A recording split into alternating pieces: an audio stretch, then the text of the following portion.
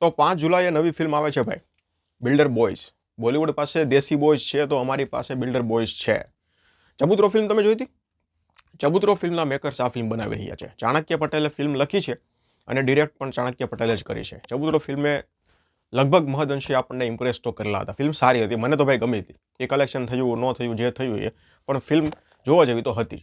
તો આ ફિલ્મ પાસેથી પણ આશા તો છે જ, અને થોડી વધારે પડતી આશા છે.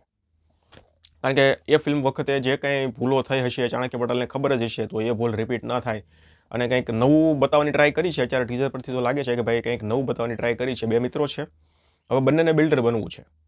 બંને અત્યારે તો એક જોબ કરી રહ્યો છે ખબર છે, પણ રોનક કામદાર શું કરી રહ્યા છે એ નથી ખબર. બેરોજગાર છે કે એ પણ જોબ કરી રહ્યા છે, બિઝનેસ કરી રહ્યા છે, કંઈ નથી ખબર ટીઝરમાં પડતી.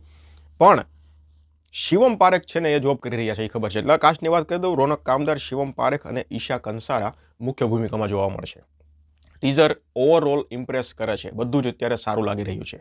જે બીજીએમ અત્યારે સંભળાઈ રહ્યું છે ટીઝરમાં, એક રેપ ટાઈપનું બીજીએમ છે, મ્યુઝિક છે, તો એ ઇમ્પ્રેસ કરે છે. પ્રોડક્શન ક્વોલિટી પણ અત્યારે ટીઝરમાં સારી લાગી રહી છે.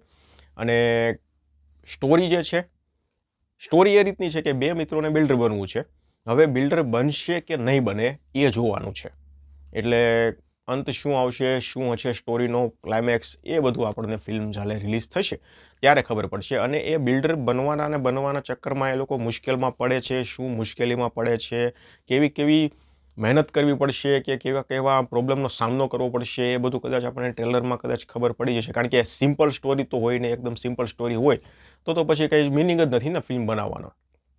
એટલે બિલ્ડર તો બનવું છે, આ બંને રસ્તે તો ચડી ગયા છે, પણ હવે એ રસ્તામાં મુશ્કેલી શું શું આવે છે, ટ્વિસ્ટ એન્ડ ટર્ન શું શું આવે છે, એ બધું કદાચ ટ્રેલર પરથી નહીં તો પછી ફિલ્મ રિલીઝ થાય પછી ખબર પડશે.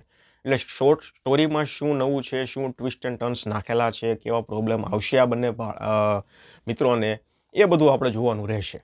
5 જુલાઈએ ફિલ્મ આવે છે, એટલે આ મહિનામાં, જૂન મહિનામાં જ આપણને ફિલ્મનું જે ટ્રેલર છે એ રિલીઝ થઈ જશે, આપણને જોવા મળી જશે. તો ઓવરઓલ ઇન શોર્ટ એક જ લાઇનમાં કહું, ટીઝર ઇમ્પ્રેસ કરે છે.